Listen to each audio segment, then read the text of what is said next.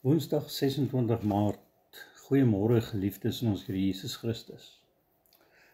Jona word geroep om buite sy geloofsomgewing 'n opdrag uit te voer. Jona weier, Jona vlug weg van sy roeping, van sy opdrag af.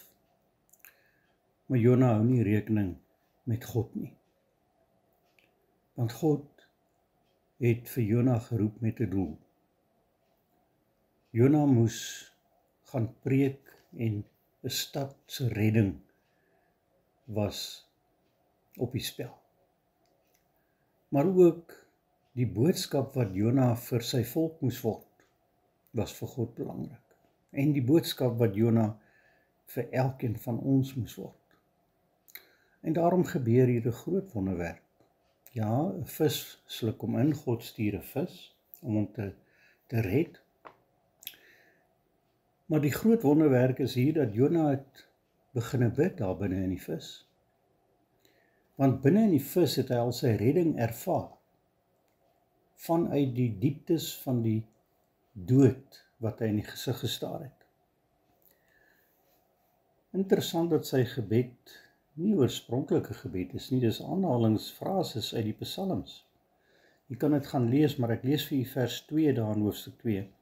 In my nood het ek tot die Here geroep, en hy het my gebed gehoor. Diep in die doderyk het ek hulp gevra, en u, Here, het my gehoor.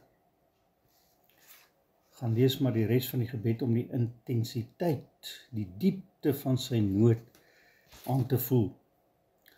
En ons kan dalk ook getuig van so 'n ervaring in ons lewe, dat ons uit nood leer bid het.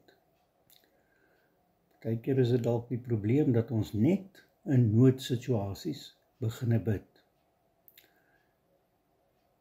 In baie kere gebeur dit dat ons in sulke omstandighede bekeringsbeloftes aflê. Here, help vir my asseblief uit hierdie krisis uit, dan sal ek. En as die krisis verby is, dan vergeet ons van ons beloftes. Maar die wonderlike is dat God hom nie gelos het nie. Dat God hom gered het, hom gehoor het en gered het. En dit maak vir hom in sy skik. Dis nie meer nodig om van God weg te vlug nie. So kon vra het Jona dan nou sy roeping en sy opdrag in 'n ander lig begin sien. Hy sing nou 'n loflied terwyl God die vis gebruik as 'n vervoermiddel terug na sy opdrag toe. Ons kan dalk ook getuig van 'n Jona moment in ons lewens. 'n Jona pad wat God met ons geloop het. Kom ons dink aan die Damaskus moment wat Paulus gehad het, 'n bekeringsmoment. Wat is ons grootste nood? Ons grootste nood is 'n geestelike nood as gevolg van die sonde.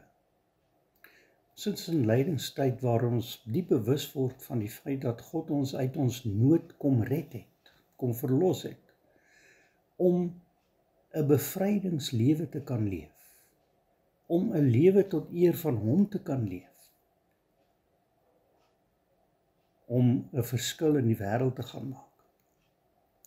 En daarom wanneer ons dan ook 'n Jona moment het, uit ons nood gered word, neem dit nie ons roeping weg nie, neem dit nie ons opdrag weg nie.